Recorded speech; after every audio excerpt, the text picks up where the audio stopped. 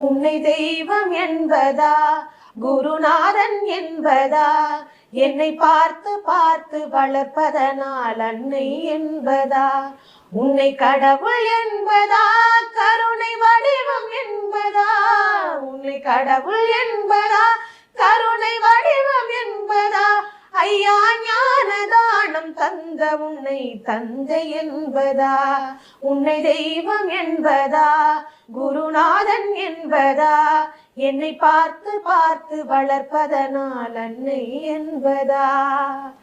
சேரும் செல்வம் எல்லாம் உன் அருளன்றோ